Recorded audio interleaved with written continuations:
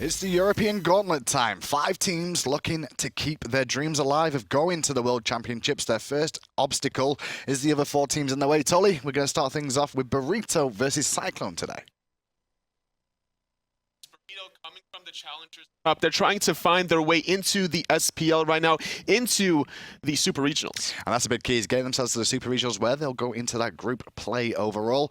But for now, we're going to start things off with the Challenger Cup team that did make it through, Burrito Esports. They beat Circa when they did come here for the LAN opportunity for the 2 Challenger Cup teams, and they're going to walk straight into Cyclone here. Not too many roster changes between these 2 overall, just the change to Lace being replaced by JustJack on the side of Burrito. It seemed that there wasn't that much synergy between Lace from before, so now going with a different kind of Hunter should be easy to plug and play, because the side lanes between Solo and Hunter are usually the easiest to plug and play. They're usually coming in later stages of the game anyway. They're going to sit and farm their lane. As long as they're not feeding, they're doing their job. They're trying to transition in the team fights, get to that late game form. But that last minute change, is that really going to hurt them in some ways though, just because the whole team is not on the same page? Well, considering they came here earlier on for Group C, they have the team dynamic going in, so they have a lot of synergy between the 4 of them, even though they replaced their Hunter at the last minute. I feel like Burrito are still put in a decent position here going into this first set. Now, these games are best of 3, so remember that one. It's the first one to reach 2 wins in a row. Obviously, will advance, and the winners of this one between Burrito and Cyclone will go on to face Elevate as well, and we'll see how they do there on top of that one. There is the hope and a dream for Burrito here, if they can get good in picks and bans at the start. They have a very interesting draft composition for their picks and bans, and they're set against Circa. Out of the 15 possible gods, because it did go to Game 3, they chose 14 gods, only Athena being played twice, and that was in 2 different roles between the jungle and support. So they show a lot of flexibility in their picks and bans. They've got a very deep god pool overall and can multi-role in terms of like switching the gods up. But can that come back to haunt them maybe? Does it make them a little bit more unpredictable to play against? Even though you might not be the master of one specific craft, to be able to spread your craft out, it makes it very difficult for the opponents to read you and your strategies. As long as you have a deep playbook, that makes it very difficult for CycloneGG heading into this matchup, because there's not that much footage on Burrito. But on the flip side, CycloneGG playing in the SPL, the last split, has a lot of footage. Very, very crafty is Burrito. Let's see how they do in picks and bans. And I'm pretty much expecting Terra, Fafnir more than likely to be banned out, and then we'll see some other things more than likely, Jingwei and things like Aokwang. Probably going to be the high-quality jungler picks at first, Aokwang, Nemesis, Thor in North America. That was the priority. In Europe specifically, they were prioritizing a lot of the Fafnir and the Terra. It's interesting to see how the last month group stages kind of evolved the meta, because in the last group, nobody was playing Fafnir at all. Well, there's a Freya ban straight away coming out from CycloneGG. They don't want to have to deal with Freya whatsoever. Obviously, it combines very nicely with Fafnir, but at all stages of the game, Freya can be relevant. Obviously, early game needs to farm up a little bit, but once she gets a couple of items online, she's good to go. And maybe that's a strategy that Cyclone recognized, the fact that we see the new Hunter, JustJack, coming in. Being able to play Freya is very strong coming into the late game. One of the best hyper carries in the Hunter position. And you mentioned JustJack. Well, Freya and Jingwei going to be banned away from him in that Hunter position as well. So a couple of hits to the new member of Burrito here as Aokwang and Fafnir get picked up by Burrito in terms of bans. I mean, Cyclone do have the option for Terra here. Terra would be a great pickup for them. It has the sustain, it has the lockdown that you really need, and that's exactly what they really want to go for. Not to mention the global presence with that ultimate, providing your team more mobility, increased cooldown reduction, as well as a free cast. And that's pretty much one of the reasons we see it so much in competitive plays, because of that global ultimate that makes such a big impact in fights. Talking about big impact in fights, Batz has been locked in, as well as now Bellona, so Eagles rallying Fear No Evil, big AoE circles available. That's a very surprising early pick, Bellona, coming out of Burrito Esports. Now, No Numbers is the solo laner for this team, and the way he builds Bellona is very offensive. He likes to go for the Witchblade Executioner Chinsai style, which doesn't give his team that much of a tanky frontline presence, but they definitely have a lot of damage with him transitioning into team fights. And talking about damage, Erlang Shen locked in for CycloneGG here. Can be running the solo lane or the jungle or the support role as well, and Terra can flex to the solo lane sometimes, so it's still up in the air where these 2 will go right now for the side of Cyclone. We've seen how Eager was able to pull out Erlang Shen in the support role, being able to synergize so beautifully with that Ra in middle, so we'll see where these 2 gods between Terra and Erlang Shen will go, but it's going to be Thor locked in for Cyclone. That's definitely going to go in the jungle. Yeah, iceicebabyy Baby going to go back to the Thor again. I'm pretty sure he's going to be quite solid on that specific god. And it kind of does limit where Erlang, Shen and Terra will go now. More than likely, I'm expecting Erlang Shen is in the solo lane here for Deathwalker. And meanwhile, Terra will go in the support role. It's not a bad idea to try to fight fire with fire. Erlang Shen can clear very safely, doesn't have to come really in your face for the Bellona to have to worry about. She wants to be a little bit closer to you, whereas Erlang Shen can really poke from a distance very safely. Well, Ares logs in here for Burrito before the counterban phase. We see Scylla and Yana spanned out, and Ra and Neef, so good focus onto the mid lane from both two teams here. But at the same time, that Ares pick, very interesting to me to see that one picked up here. It's a nice idea because it shuts down the combination for Terra to be able to dash through her own monolith, being able to reset her dash, getting multiple, as well as shutting down the Erlang Shen and the Thor. These three gods rely very heavily on their escape mechanics, and Ares, as long as he can hit these chains, will prevent their escapes. Well, Cyclone needs to take into account as well that no escape will pull Terra and Erlang Shen unless they get purification. So that's why the last two picks here of Sol and Anhur both do have something in the kit to get them away from the no escape. Disapparate, and obviously the Desert Fury will give him CC immunity as well. So really great late game picks coming out of both teams, I would say. Between this Vulcan and the Soul, the magical damage is quite there for both of them. It's going to be very important to see how Burrito will synergize though with the Vulcan, because right now they don't have much clear setup to guarantee that ultimate from Vulcan. They have the Fear No Evil and the Eagles Rally, but other than that, there's just not that much setup. On the flip side for Cyclone, they have Terra, Erlang, Thor that can easily set up a lot of abilities for Soul. Very, very interesting situation here then for Burrito versus Cyclone.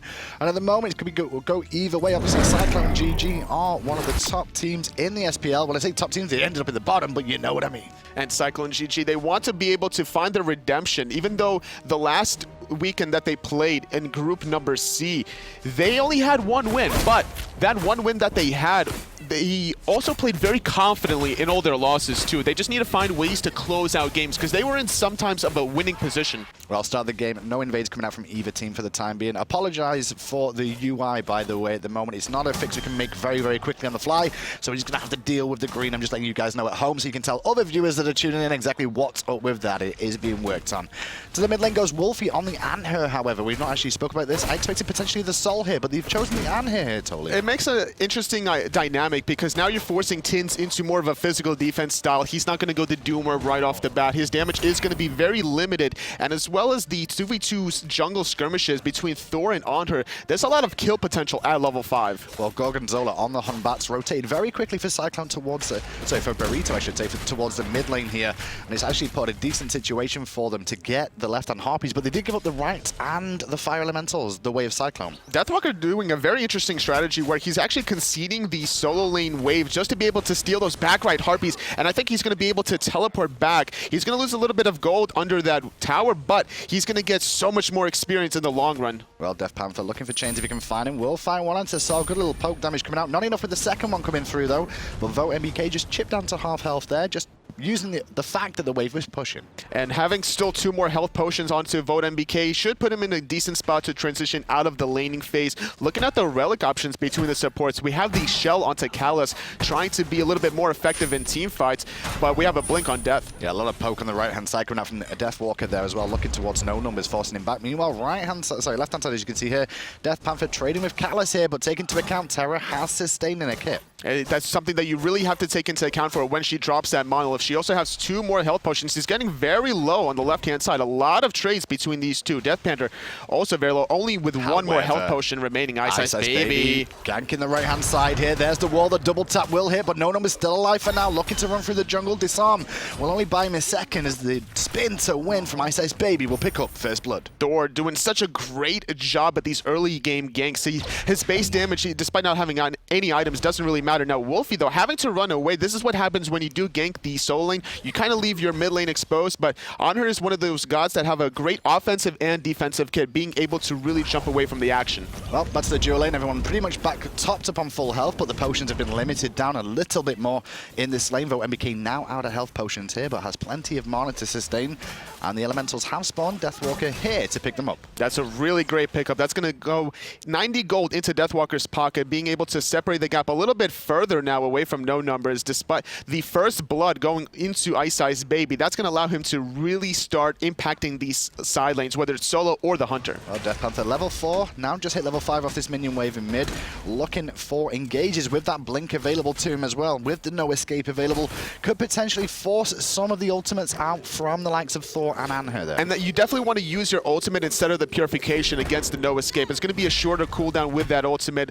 140 seconds versus your 90-second ultimate cooldown. Well, you mentioned the aggressiveness of coming out from no numbers on this Bellona as well. Do we expect to see Deathwalker do the same sort of thing here? Will we just get a proper full-on bloodbath in the solo lane? Well, once his teleport will be off cooldown, Deathwalker, he's going to be able to back and reset, finish off those Warrior Tabby 3, and then really look for that power spike play, because no numbers off of his death only managed to get tier 2 with the Warrior Tabby, so he's going to be a little bit lacking in terms of the damage department. Is maxing the bludgeon as well? Is it the right thing to do on the Bellona versus the Erlang Shen? Obviously, the pin can root you in place so you can't get the damage off, or you could be knocked up from the transformations as well. The knockup is what you're really looking for against the bludgeon. You want to be able to shut that down, and that could also be a bait too, where you bait out the turtle form, and then you have your jungler gank in the solo side lane. So good little idea coming out from them there. Right on hop, he's going to go the way of Cyclone here. Left one's being contested here by Gorgonzolla and Callus on that Terra as well.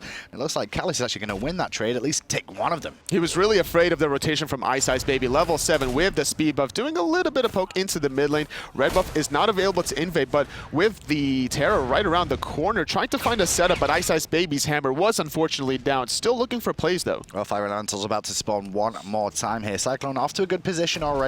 Expected to do well against Burrito just because of the fact they are SPL players. They play at the highest level more regularly as well. And Burrito, well, they've got an uphill battle today, taking on 4 SPL teams for their shot at going to the Super Regionals. And that's one of the advantages that SPL teams have in general, is the fact that when they practice and scrim, they're usually practicing against other SPL caliber teams, and sometimes they have the luxury of scrimming the best of the best, whether it's Orbit or Energy out of Europe. So definitely a slight edge to Cyclone coming into this matchup.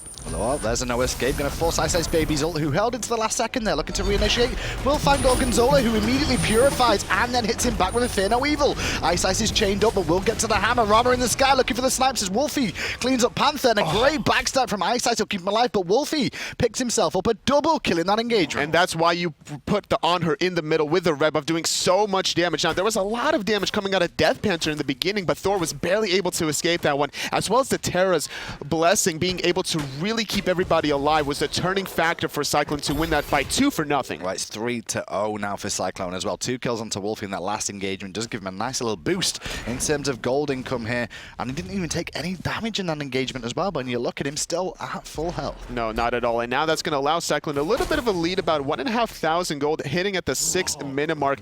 They don't have any wraps to really start forcing the gold furies, but they're going to keep looking for these jungle encounters, because the Thor global presence along with Terra is something they have to keep utilizing, transitioning into the mid game. Well, iceicebabyy rotating all the way to the solo lane, and no numbers took a long time of getting out. Actually, Eagles rallies in place here, and now they're turning onto iceicebabyy. He will jump away to the hammer. His Panther goes in looking for the kill on no numbers, but he's going to back away with 3 members of Burrito over here. Unfortunately, DeathPanter not having his ultimate available to really catch the Thor without the purification that was used earlier on, so it's going to be a nice little clean reset. Forcing out the ultimate from no numbers was really smart, because had he got hit by that Tectonic Rift, the hammer follow-up with the Berserker Barrage would have certainly killed him. Here we go, Ice to the sky again, looking for the ultimate. They're all pinned in a spot, and he'll get 2 of them. The wall comes down as well, and the Batz is already dead. Bellona gets a good bludgeon off, but it's not going to help DeathPanter out, who's dead as well. Wlfy's rotation is causing an issue, but so was Tynz's. His ultimate goes off, deals some okay damage to some members, but the fight is still going. And now Tynz going to be focused by Wlfy. He's going to try to find the kill. The turret is not on the mark. Tynz able to backfire away into safety. The slow obelisk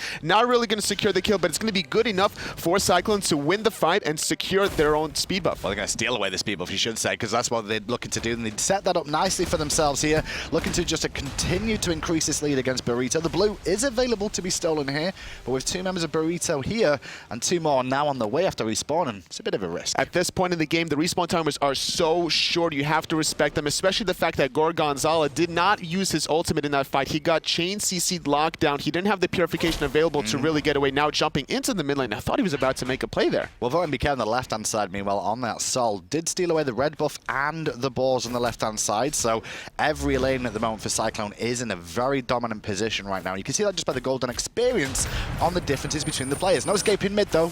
It's going to be DeathPanter pulling in iceicebabyy, able to purify and hammer away. The monkey bounces onto all three, but doesn't really want to teleport there. He'll put too much distance between himself and the rest of the team, so a clean disengage. So Burrito, for the most part, they're looking to secure the left-hand Harpies and find a pick as well if they can. They get the Harpies, they do not get the pick. But the problem is using all these cooldowns just for the left side mid Harpies at the 8-minute mark, not having this for the next engagement where we're going to see iceicebabyy and Callus with their ultimates up very soon.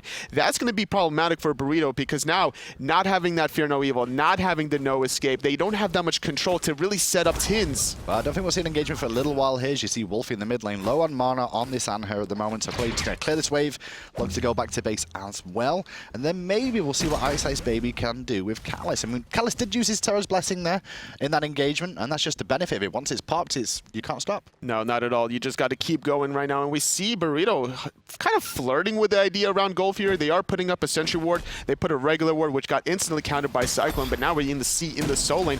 A 3-level disadvantage for no numbers, just struggling too much, not getting the right farm, and credit to Deathwalker with their strategy of invading those back right Harpies. I want to see Deathwalker go more aggressive now. If he's not going to go more aggressive in the lane, I want to at least see him do some rotations. But as I say that, he pokes very nicely in the right-hand side. Mid lane, Tynz maybe getting looked at here, will get hit, walled off as well, purifies it away, however, and so the re-engage happens. The ultimate is on from Vulcan, he's going to hit 2. It's going to hit 1 as Wlfy was able to jump away, and now Gorgonzolla getting knocked back. iceicebabyy able to hammer away back onto safety. And I like the idea that Iceice did not commit with a hammer trying to kill Tynz. He recognized that the purification was still available, and he knew the counter gank was about to happen from Gorgon. So he just forced the ultimate out and the purification to get a net win there. No numbers teleports back into his tower to clear the wave, and Deathwalker answers him with a lovely pin to the face and starts to whack away again. Both with Witchblade now, and you can see with the level lead, Deathwalker is doing a good job in this lane, which is allowing Cyclone to look at the Gold Fury. And that's going to be a free Gold Fury. Nobody here from Burrito to be able to contest. 10-minute Gold Fury, uncontested for Cyclone. This is how you really have to extend your lead. You get an advantage in one of the side lanes, you really open the map wide open with some invades, and then eventually start getting the golds. So what's the biggest issue for Burrito here? I mean, they're down 5 kills now. They've just lost the Gold Fury and their jungle previously. Hold that fort, no escaping mid lane. He's ever going to pull Terra for a ride, and she's in with the chains as well. Second chain connects, and the third one will guarantee it. JustJack with the snipe will pick it up. Really nice snipe, but the counter gauge could occur. Wlfy, though, getting really poked out on the side. We see Deathwalker trying to make a play. Trying to get in range, only got to taunt Tynz. It wasn't the best target he was after. Taking a lot of free poke, though, from JustJack and Tynz, and he's forced out. But now no numbers making the rotation. They could potentially go onto iceicebabyy, but not hitting that roll shot. The meatball does connect, backfire off the mark, but meanwhile, we see an invade from VoteNBK, stealing away another red buff, and now going for the boards yet again. Well, JustJack is on the rotation, but I don't think he'll get here in time, sadly enough. Did like the play from Burrito, but what you can see that's going wrong for them right now is they're missing abilities. They're missing chaining their abilities for the most part together. You saw the roll in from JustJack there, looking for the cripple shot onto Thor. Couldn't connect that one, which allowed him to potentially escape. And then again, with Tynz, the backfire and the meatball did not connect at the same time. But now we see the counter engage trying to save his soul lane. iceicebabyy taking so much damage. Terra's Blessing keeping him alive for a little bit. Shell, not good enough, but now Deathwalker trying to find the return kill. Not really going to be able to want to dive that tier 2 tower. Just going to back off. Unfortunate aggression from iceicebabyy didn't really pan off. He didn't really respect Gorgonzolla there. Tynz in an awkward position here, but Wlfy was not looking towards him there, and Callus didn't place the monolith in the right sort of place to really make an impact. Panther, however, gets some good chain damage off onto Wlfy, but not going to come to anything else other than that. And the problem with Burrito is why they're struggling is the fact that they have to execute perfectly in these team fights. Everything has to be so coordinated. You don't really want to overlap your Fear No Evil with the No Escape because one purification will deal with both those abilities. You have to dedicate one of them to burn the purification and then have the other really follow up. VoteNBK getting some good little poke onto JustJack there, who's just going to farm up here. Has the Death Toll for a little bit of sustain. We're going to watch out for the Stellar Burst, which is available one more time. There's a rotation coming out from Burrito here, so VoteNBK pretty sure he recognizes that. He's already backing away as DeathPanter approaches. He's feeling really safe right now, though. He did go into the Celestial Legion helmet, which gives him a lot of physical defense, being able to survive against the boxing trades between JustJack, as well as any sort of gank potential coming out of Gorgonzolla. So he should be fine, especially with the Disapparate. And now looking at other people's builds, we also see the Curse coming out of No Numbers, really trying to deal with the sustain coming out of Callus. Yeah, and also Relics. We see 2 blinks on the side of Burrito here. They're really looking to try and force engagement with that. With the Fear No Evil on the Batz, you'd blink engage and have somersault to escape. And then again, we've already seen DeathPanter start things off with that Ares blink, but we'll see where he goes to next. Probably a Shell, I expect. It's probably going to have to be the Shell if he wants to survive, or it could be the Meditate. They don't really have any sustain of their own. Hitting the first hit onto Ice, hitting the second one as well, trying to follow up, but a nice little slow from Wlfy is going to deter the third one from hitting the Thor. Good little poke coming out there. Burrito did manage to pick themselves up 2 kills, and it went to people that you kind of want it on as well. They got it onto JustJack on the Rama and onto the Batz as well, so increases their builds a little bit more. I just want to see the player damage just spike a little bit more from these guys, though. They've done good work here, Burrito. As you can see, like, they're actually ahead in damage. They're just not securing kills because of the sustain.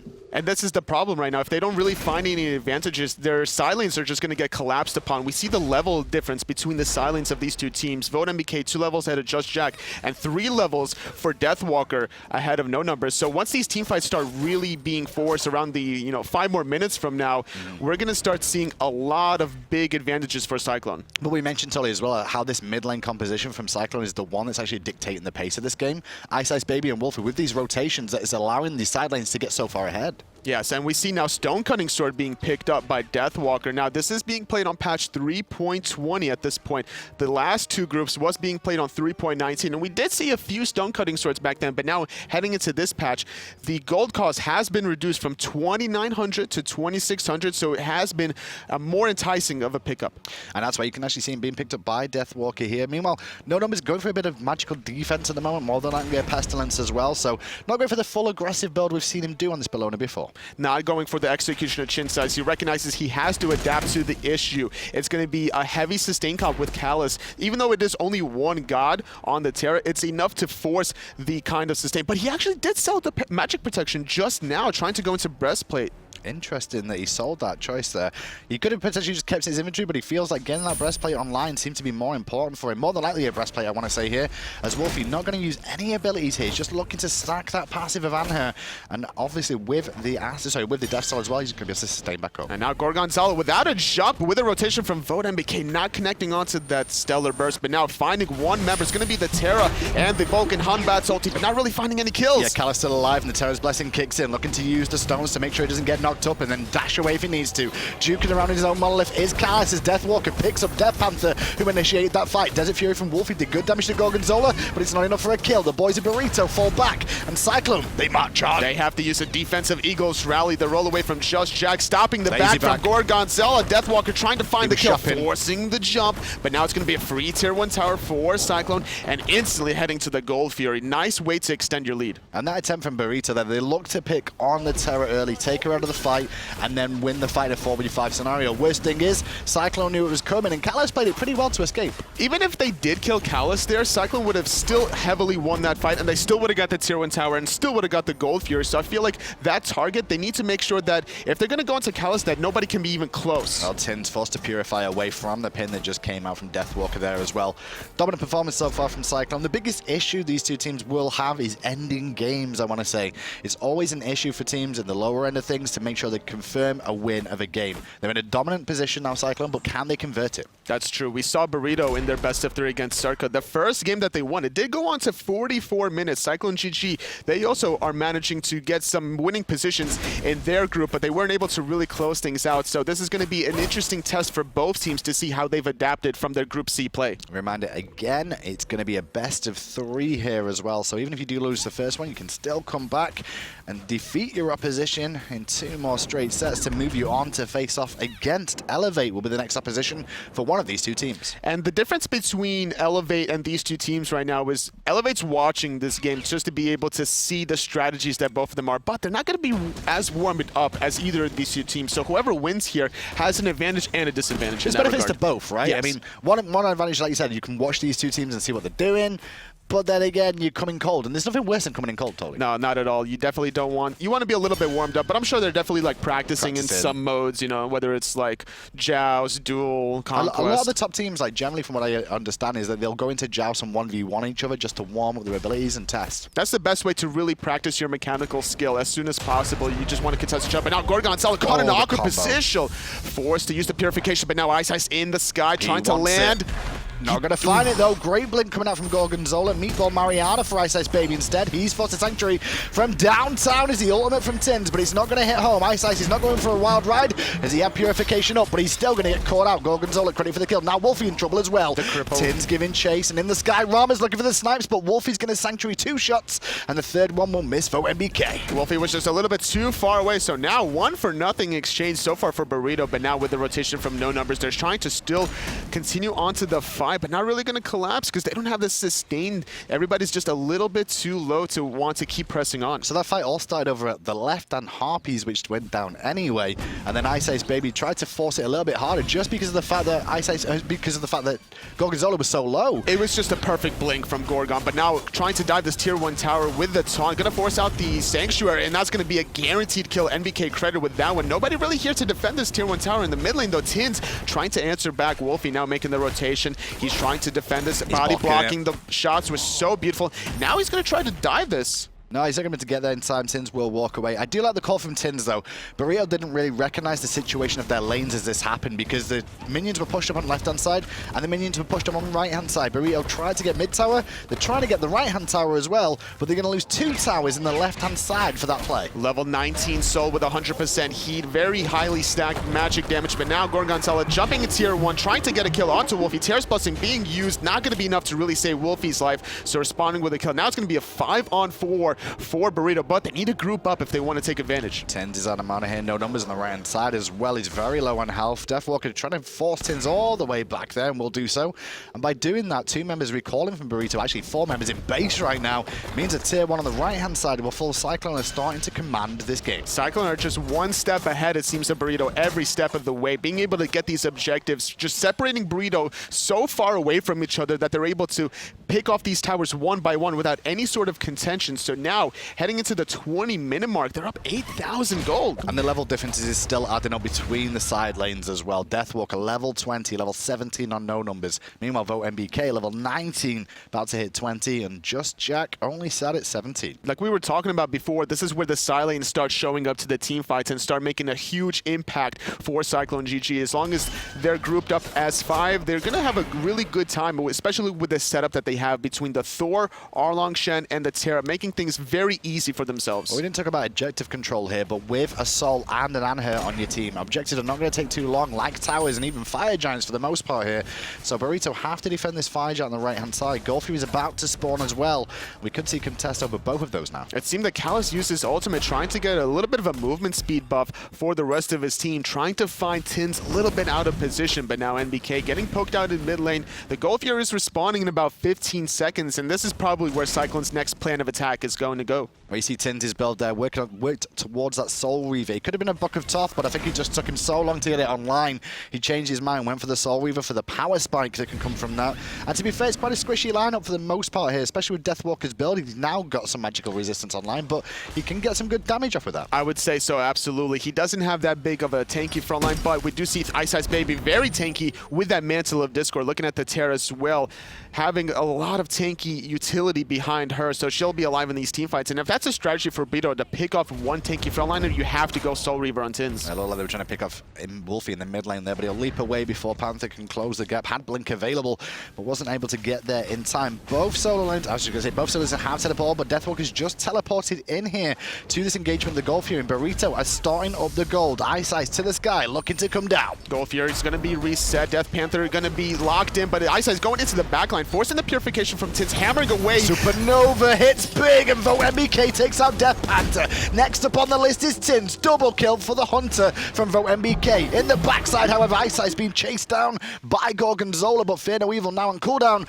The monkey will disappear into the jungle. And Terra's blessing, keeping iceice a little bit more topped off. And now with those 2 free easy kills, Cyclone are about to get their 3rd free gold fury of the game. Gonna extend their lead to over 10,000 gold. With the tier 2 towers down on the left, they're gonna start rotating over to me. Oh, gonna wait for the Rama snipes. Really good work. Actually let him deal the damage for you. You know the damage that he can actually do. He can't stay in the sky for longer than around 6 seconds, so just abuse it and actually get him to help you out a little bit. Very well played by Cyclone, recognizing that was a problem. Now JustJack doesn't have that available for this play. And now with Tynz still responding in about 5 seconds, the rest of Cyclone want to take advantage of this group up in the mid lane, trying to sneak this tower before the AoE from Tynz comes online. But now they didn't get the damage off, and now with no escape, finding 4. Everybody pulls 2 under the tower. Eagles rally keeps 3 in place. iceicebabyy to the back, looking for JustJack, who's out of mana. Tynz is back in the fight, however, but the sustain from Cyclone is just too good right now. They're all sat in the monolith, heal away. Fear no evil from Gorgonzolla is good, just to zone them for now, but the members of Burrito are slowly but surely getting lower and lower, and they do not have sustain. No, they don't, but they do have sustain on the side of Cyclone, so that's what they're going to use. We see the rotation from No Numbers. He teleports on the backhand side. DeathPanter taking a lot from that hammer. Has no Eagles rally here, but he's going to engage with a shield bash, looking for Wlfy. He still can't find him as VoteNBK takes out Panther, and No Numbers fighting the world here. Good bludgeon on Deathwalker, but he's still too tanky to deal with it. Meanwhile, Tynz will trade out VoteNBK and just barely survive with the Sanctuary. Perfect Sanctuary being able to survive that. That Supernova was perfectly placed as well. Now, unfortunately, not hitting the Scourge to be able to lock down Wlfy there, but it's going to be a lot of chasing down the blink and the jump from Gorgonzolla. Not hitting the monkey, but he is a little bit quicker than iceice. Well, if he hit the monkey, he definitely would be dead here. iceice looking for cooldowns. A somersault is available, though. He's going to save it for the hammer leap. Still in range. 1 monkey will hit, and good night, iceicebabyy. Gorgonzolla picks up the kill eventually. But now Deathwalker trying to redeem iceicebabyy, trying to 1v2 as the rest of his team really makes that rotation. Wlfy going to get Fear No Evil, taking a lot of damage from those crits. Forced to jump away, but he's not going to be able to escape away from that one as the snipes are good and Gorgon gets the kill. And now on the right-hand side as well, Cyclone are making a lot of mistakes here. They're giving a window to Burrito over and over again here. Just taking these skirmish fights. They're playing Challenger Cup style. And by Challenger Cup style, it turns into just a fight fest the whole time. The problem was after that 3rd gold fury that they got, they didn't really back reset, spend the gold that they had, and be able to group up as 5. They wanted to take advantage of the respawn timers from Gorgon and Tynz. It really backfired. They didn't have the damage to lock down that tier 2 mid tower, and now as a result, they're all scattered, they're all running away. A nice little rotation from No Numbers behind is able to really clean things up for Burrito. And now with 2 members dead, they're trying to force this tier 2 to on the right-hand side, but they don't have the damage at the moment. They have no Hunter with them. JustJack was not available. Beautiful chain stopping the dash into the root from Callus. This is why you pick the Ares, trying to shut down that combination like we said earlier on during the picks and bans. Very, very true indeed. Speed buff going to be taken here, and Cyclone get control of the Fire Giant Pit once more. Their respawns coming through. But we need to be careful here. They've got some ultimates available. JustJack is down right about now, but the blink for Ares is online, and DeathPanter, if he can find another big ult like he did last time, he can make an impact again. And now Tynz looking for the right timing to use his ultimate. Chains connecting onto Deathwalker, not going to connect onto NBK. Wlfy now making the rotation for his team, so it is going to be a 5-on-5 now. Deathwalker, he has to utilize his advantages. He has to try to find the right setup, but No Numbers dashing in aggressively. Yeah, going to eat a supernova, sorry, still a burst for that one for the time being. DeathPanter still looking at changes. No Numbers was trying to deal with the blue taunt from Deathwalker, though, and Gorgonzolla got bursted by a double tap, and Wlfy's in hand damage. In the sky is iceicebabyy trying to choose a target, and it will be Tynz. Won't find the mark, though, as DeathPanter gets his no escape off, but he's just a standing target, and he's down 2. Next up on the list is Tynz. iceice still looking for the kill. Needs 1 double tap. Or get in range for this one. Tynz, though, cannot get picked off. In the jungle, the Impale hits No Numbers. Eagles rally in place again. A couple of times he's done that, and he'll pay with his life again. So far, it's been a 3-for-0. Once they find No Numbers, it's going to be 4 clean kills. Tynz was barely able to escape. iceice not connecting onto that hammer, so now trying to survive against this mid-Phoenix. We'll see. No, they're not even going to go for the tower into the Phoenix. They're going to go straight for the Fire Giant. All 5 members now grouped up here, trying to make sure they get this late game objective to get even more sustain on top of their Terra. Yeah, they weren't really grouped up to really take a tower down there, so I agree with going for the Fire Giant there overall. They can go back to base, spend that gold in hand. As you can see, it's over 1,000 every member other than Deathwalker, who did just teleport back in. And we saw just how squishy DeathPanter was when he was being able to use that no escape, just taking every single supernova tick from VoteNBK, as well as the Stellar Burst. It's not something that he really wants to do. He wants to play that secondary follow-up. Gorgonzolla has to create havoc with his Fear No Evil first and allow DeathPanter to follow up, because right now a level 14 Ares against a level 20 Soul is not something you want to be dealing against. Can we see healing done this game? I just want to see how we're doing on the side of Terra. Terra's healing was been a very big impact in this game, I want to say here. 18,000. Incredible. Just so much healing, and unfortunately... When you look back at this game overall, Tolly, you saw the amount of player damage that the boys of Burrito did early. They just didn't get kills off it because the sustainment impacting it. And like, Burrito didn't draft any god to deal with the sustain. Sure, they picked up a curse onto no numbers, but that's not really enough to just to handle against Terra's sustain. They need to pick gods like maybe Sobek, maybe even Bacchus, or maybe even go for a Divine Ruin onto Tynz. None of those options were really explored by Burrito, and as a result, Callus has just been freely getting off so high in the charts of the healing done. And it's crazy that he's got that so far, because he's not gone for anything like Whatever Sleep Pierce or anything that's going to utilize the healing even more here. It's just straight up healing in decent situations, hitting multiple members over and over again. 18,000 is a lot for 27 minutes then. And now 15,000 gold ahead is CycloneGG with the Fire Giant buff for another 2.5 minutes. They're going to be able to start knocking down these Phoenixes very easily with a sustain from Callus, with a sustain from Fire Giant. Relying on the curse for no numbers is not going to be enough, really. They have to really hope for an overextension from Cyclone to be able to dive that Tiny Room, dive the Fountain. Well, they're looking for the tier 2 tower on the right-hand side here as well. And Burrito, they need to all in soon. They can't sit back and watch their Phoenixes fall, otherwise this game will be over in a second. The biggest thing for Burrito for game 2 for me is ban Terra or pick it. Pick, do one. You can't leave it up. They banned Fafnir and Ao Kuang. They respected the Fafnir a little bit more than they did with the Terra, and as a result, they're getting heavily punished for it. I actually think the Ao Kuang was the one that they could have potentially left up instead here and gone for the Terra, and banned the Terra instead. Left Ao Kuang up, because it is dealable with, you know, we've seen it before. It's not the be-all and end-all anymore. As long as you can survive the, like, don't allow the Ao Kuang to get to the late game, right? Try to control the early game presence, and that's something that Burrito has not been successful with in this game, so we'll see how they'll transition in the second game. I expect them to kind of go for a different draft here, because looking at their comp, like we mentioned before, there's not that much control. Very, very true indeed. Well, on to defending the Phoenix on the right-hand side here. You can see Gorgonzolla and DeathPanter round on the left between the tier 1 Phoenix, sorry, the middle Phoenix and the right-hand Phoenix. However, no numbers trying to keep them busy, but he's a lot of free poke, and now he's isolated. He may have to Eagles rally away, but he's now out of the fight as Gorgonzolla engages.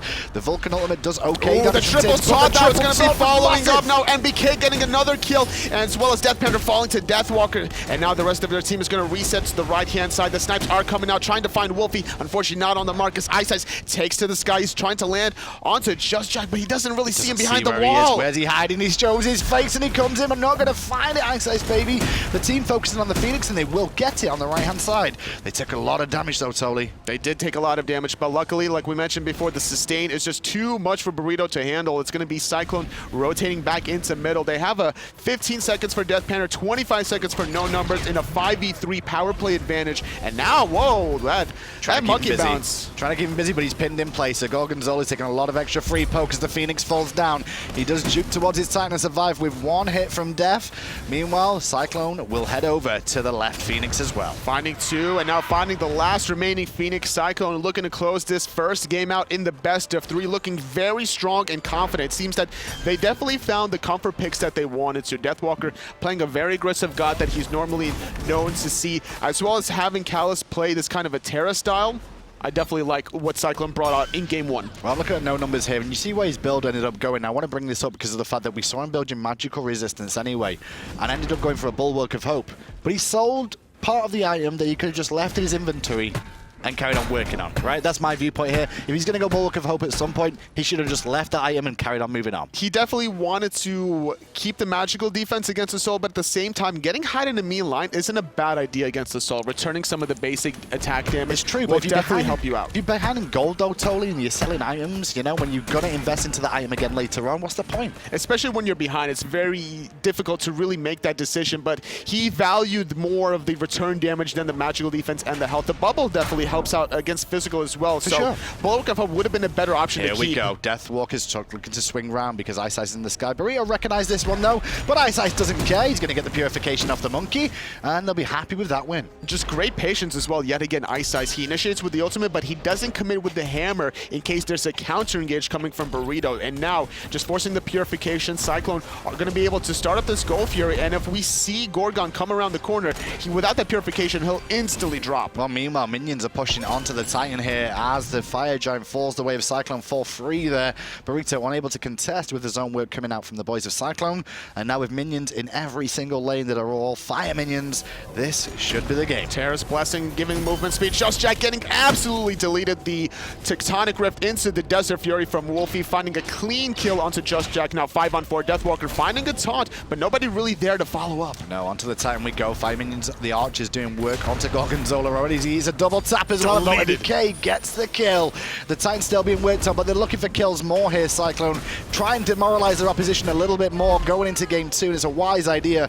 The Titan in mid will fall, and game 1 goes the way of Cyclone. Cyclone have definitely come prepared for this set against Burrito. You know, the unfortunately underwhelming performance by Cyclone in Group C, but now heading against Burrito, they definitely showed what they're very truly capable of. And I would say they closed out that game very well, considering how poorly they were able to close out games in the LAN stage. And that's the biggest issue they've had going forward, is closing out games. They did turn it up a little bit there, but some of that did come back from Burrito more often than not, where they were the ones that initiated, but it didn't work out well for them. No, not at all. The Ares, unfortunately, was the right idea in terms of shutting down all the mobility options coming out of Burrito, or coming out of Cyclone between the Terra, the Erlang, Shen, and the Thor. Unfortunately, it didn't pan out because they didn't have the crowd control that they really needed to. They only had the Hunbat's Fear No Evil to really be able to set up the Vulcan ultimates. That game just kind of felt like comfort picks coming out from Burrito more than anything. Everyone was on a comfortable god that they know how to play. There was no real overall synergy with this composition. It was the just Bellona comfort. so early. Yeah. Like, normally, you never see soul laners that early in the draft, unless it's Erlang Shen, that's a flex position usually.